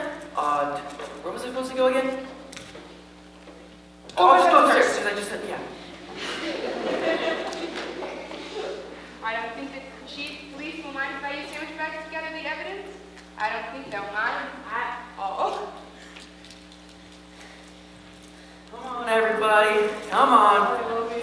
Come on, please, hurry up. Please, everybody, sit down. Miss Davis, it's very late or very early, depending on how you look at it. If nobody's going to ask, I will. Why in tarnation have you asked us here at this ungodly hour? It has been a very long night, hasn't it? I bet you're all tired. I know I am. But I felt you would rest easier, knowing who murdered Simon Starkweather. You're saying you know who killed Great Uncle Simon? I'm pretty sure I do, as I'm going to show you in the next few minutes. That's amazing, Michelle. How did you figure it out? First, I had to find the answer to the question that had bothered me from the beginning. It would have been easy enough to make it seem like Mr. Starkweather died of natural causes, a suggestion Jordan Starkweather made to Miss Withers. For example, Fiona or her son Jordan could have taken a few of her digitalis and given them to him to trigger a heart attack. So could any of you who were aware that she had them and had left them on the floor, no doubt, when she spilled them earlier tonight. Miss Withers could have achieved the same result by injecting an air bubble into his bloodstream using a hypodermic needle. Again, so could any of you could have gone into her room and stolen one. It's also highly probable that some of you considered scaring the old man to death. Minerva with her knife, Miss Thompson with her gun, Rufus with his axe, Bensonhurst with his wrench. The possibilities are endless. Why then did the murderer take the blood pressure cuff and put it around his neck and inflate it until he strangled to death? The answer is so simple, I feel foolish for not realizing it sooner. One might ask what that is. Obviously, when the cuff was put on him, he was already dead. Am I right to Miss Van Zandt? You really are very clever, Miss Davis. It had to have been you. We were in here together when the lights went out. Mr. Starkweather started ringing his bell. I went to go find Bensoners, and you went to go check on Mr. Starkweather. The killer must have slipped into Miss Withers' room just moments before you found the body. That's what I figured too. But why would you put the cuff around his neck? As our able detective here has surmised, murder made it appear that Mr. Starkweather had had a heart attack. Death seemed to have indeed been due to natural causes. There was no doubt in my mind, however, that someone in this house had killed him. I knew that under the circumstances, the coroner would have no reason to perform an autopsy, nor would the police conduct an investigation. I wasn't about to let my employer's murderer get away scot-free. I noticed the blood pressure cuff on his bed, so I put it around his neck and inflated it before wheeling him into this room. And your plan worked. No one was going to question the fact that he had been murdered. So, young Master Simon hired Mrs. Davis to find the killer. Which I have. That was very naughty of you, Miss Van Zandt. For a while, your little ploy distracted me from the main problem. Instead of wondering who did it, I kept wondering why did they do it that way. Once I solved that piece of the puzzle, the rest came easy. I'm sorry, Miss Davis, but if you have discovered the identity of the murderer, then the ends seem to have justified the means. I imagine the police will agree and might even overlook the fact that you're guilty of tampering with evidence at a crime scene. And if not, I'm on very good terms with the local judges. Wait a minute. How do you know she didn't kill Great Uncle Simon herself? No motive. Oh, yeah. Well, don't keep us in suspense. Who did it? Here, let me show you. Everybody, stay seated. I imagine you also have the candles that Mrs. Trent handed out earlier. If you could please take them out and light them. Ooh, how nice. Very Christmassy. When I examined Mr. Starkweather's body, I found what I first thought were a few drops of blood on his bathrobe. Upon inspection, they turned out to be another substance entirely. I forgot about them for a moment. When I was interviewing you all individually, I noticed one suspect rubbing one thumbnail against the other. At the time, I took it to be a nervous gesture. It was nerves triggered by guilt, as it turns out.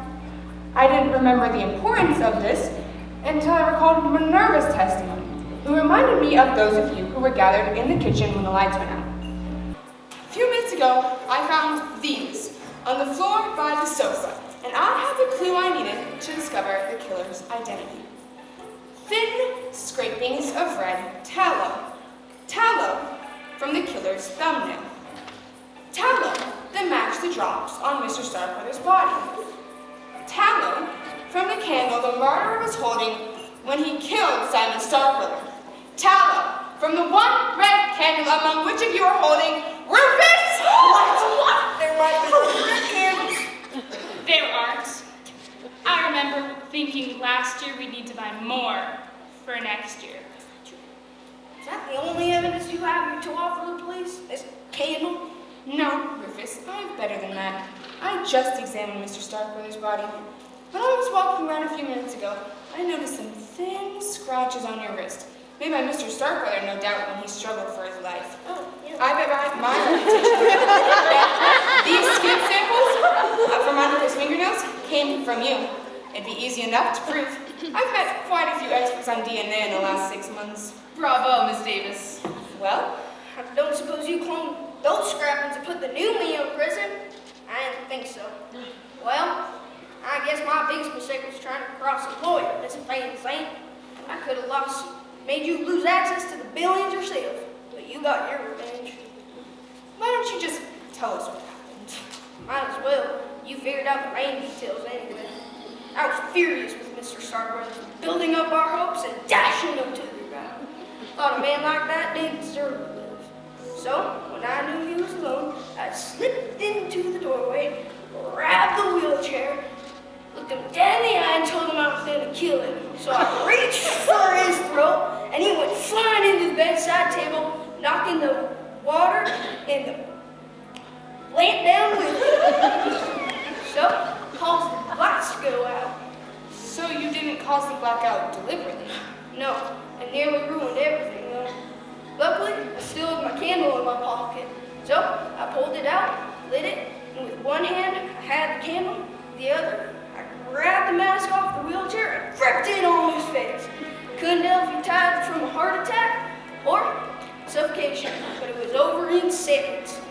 And then, well, blew out my candle, slipped through the doorway into Miss Williams' room. Her back was to me, of course. So, I grabbed the brass candlestick off her desk and struck her. You? Of course it was. Then, the candle went out, so did she. Then, slipped through the doorway in the hall to meet everyone else when Miss Coleman screamed. I bet you were as surprised as everyone to see that blood pressure cuff around his neck. I was. What could I do? It was easy to tell that Miss Van Zandt had interfered with my murder. I would love to kill you too. I dare not try. Till now! Easy! Someone's wrong, and I regret. Get up, come with me.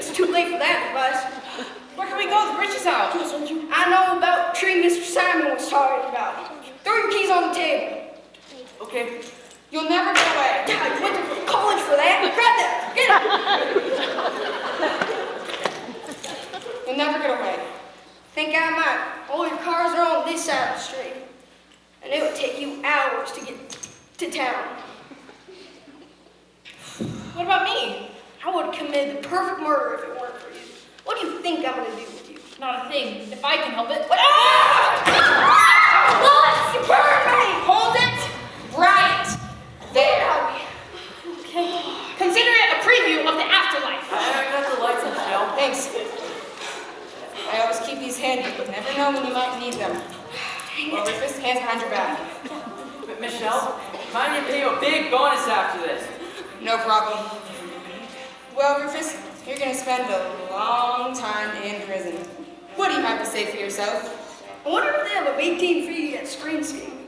Scene.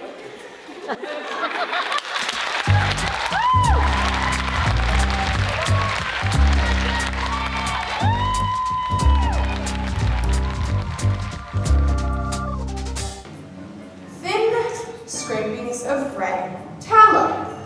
Tallow from the killer's thumbnail. Tallow that matched the red drops on Mr. Starkweather's body. Tallow from the candle the murderer was holding when she killed Sammy Starkweather. Tallow from the one red candle among which of you are holding Minerva! There might have been other red candles. There aren't. I remember thinking we need to buy more for next year. Is that the only evidence you have against me? This candle? No, Minerva. I have better than that. I just examined Mr. Starkweather's body. When I was walking around a few minutes ago, I noticed some thin scratches on your wrist. Made by Mr. Starkweather, no doubt, when he struggled for his life. I bet my reputation that these skin samples from under his fingernails came from you. It'd be easy enough to prove. I've met quite a few experts on DNA in the last 6 months. Bravo, Miss Davis. Well? I don't suppose you'd consider cloning those scrappings and putting the new me in prison, would you? I didn't think so. Well, Miss Van Sant, I guess my biggest mistake was trying to cross a lawyer. I might have caused you to lose access to Mr. Starkweather's billions, but you definitely got your revenge. Why don't you tell us what happened? Might as well. You figured out the main details anyway. I was furious with Mr. Starkweather for building up particles and then dashing them to the ground. I thought a man that cruel didn't deserve to live. I listened at his door and slipped in when I was sure he was alone. He was sitting in his wheelchair, still awake. I leaned down, grabbed the handles of his wheelchair, and went right into his face. I told him I thought what he was going to do was monstrous. I told him he didn't deserve to live. I told him I was going to kill him. Then I reached for his throat. He was terrified. He went wheeling backwards into his bedside table. The impact sent the reading lamp and the pitcher of water crashing to the floor. When the water hit the lamp, it blew the circuit breaker and caused a blackout. So you didn't cause the blackout deliberately? No, and it nearly ruined everything. Luckily, I had the candle in my pocket.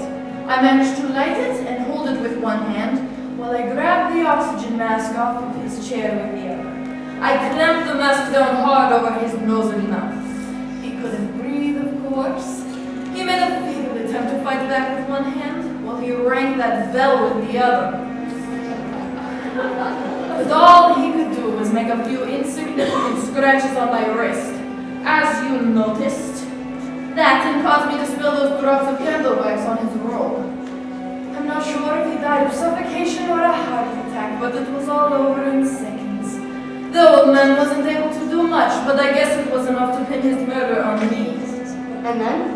I slipped through the connecting door to Miss Withers' room. I blew out my candle and snuck behind her while her back was to me. She had just managed to take her candle out when I was lighting it. I grabbed the brass candlestick off of her dresser and struck her with it. It was you? Of course it was. I loved watching your candle go out. I suppose that's when you were turning my apparent natural death into an apparent murder, Miss Van Sant.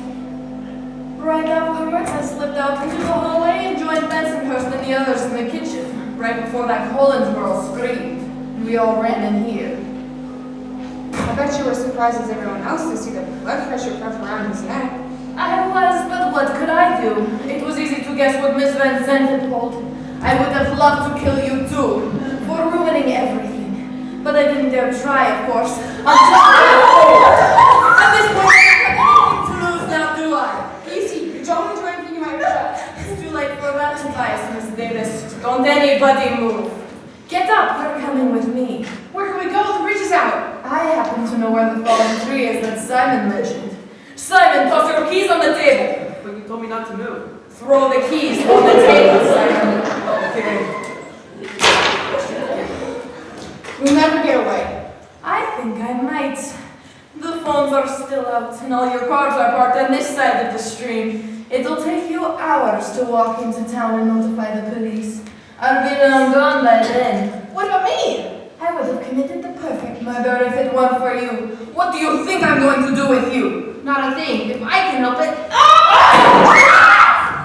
Hold it right there. You hurt me. Consider it a preview of the afterlife. I always take these out. So, I can make a life for you. Thanks. Give me a second.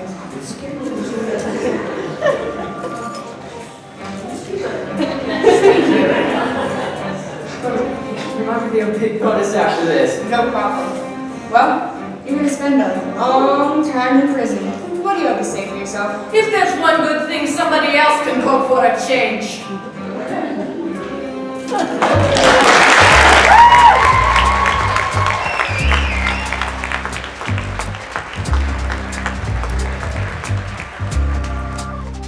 Tally from the one red candle among which of you are holding Jordan! Yes, tap me home, young man. It's always possible there were other red candles. There aren't.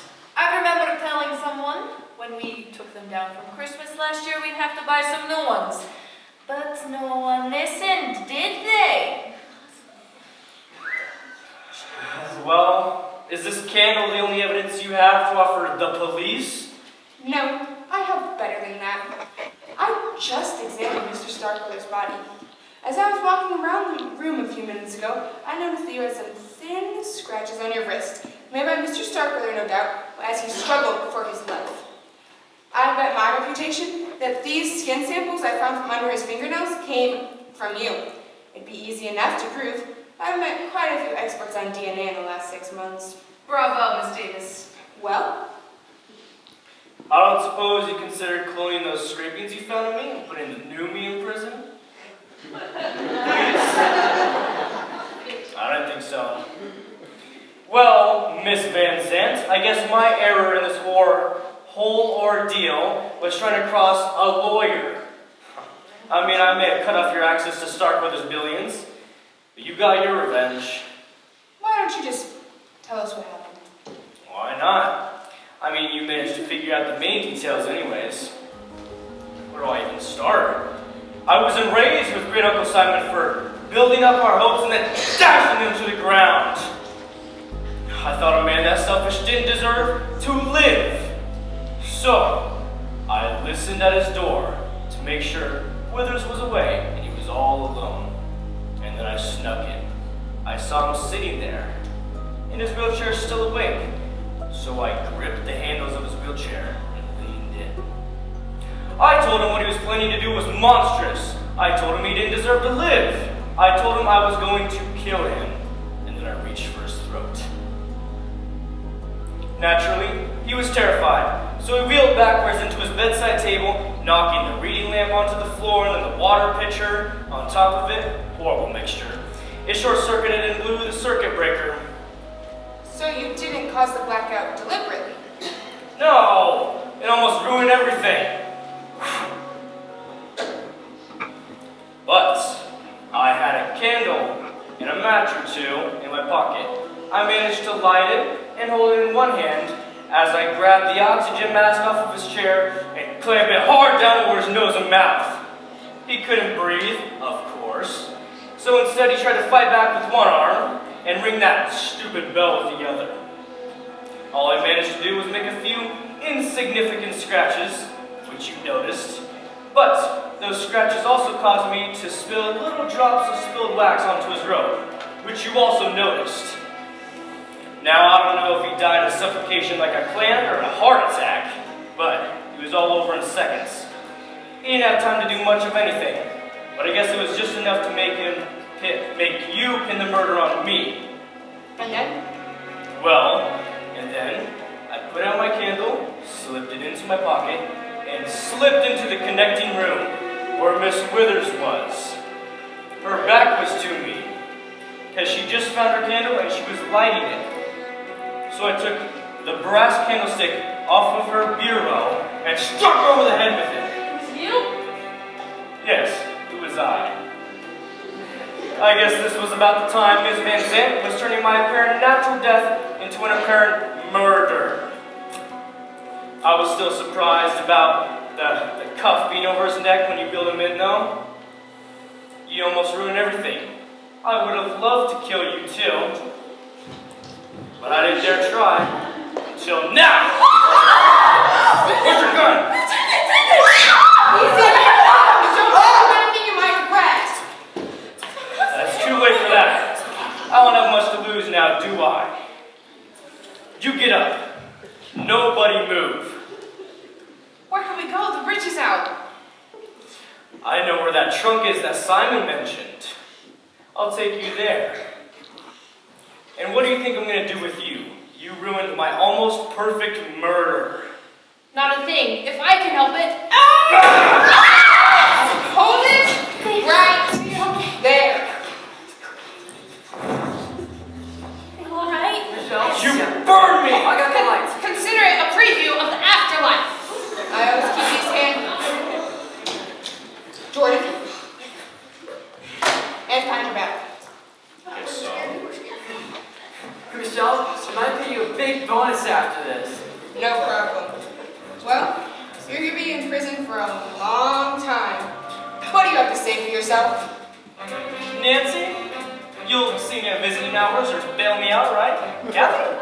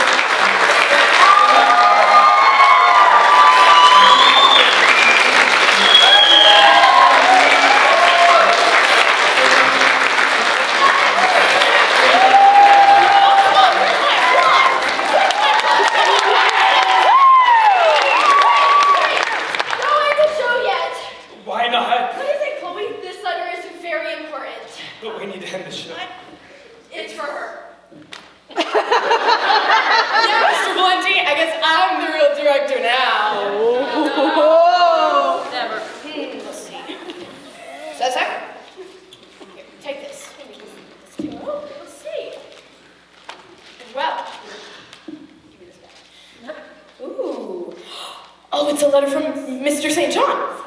He says he just came out of a drug-induced coma. And when he awoke, a fantastic solution to the plague was crystal clear. Oh, wow, really? Yes.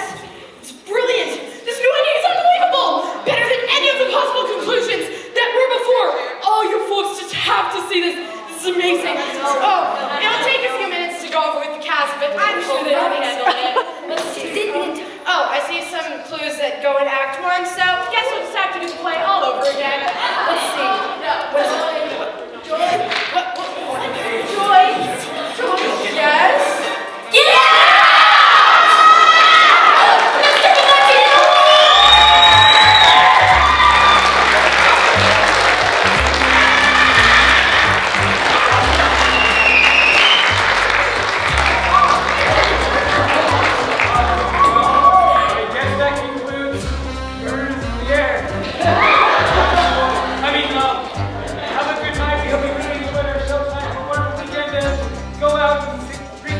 enjoy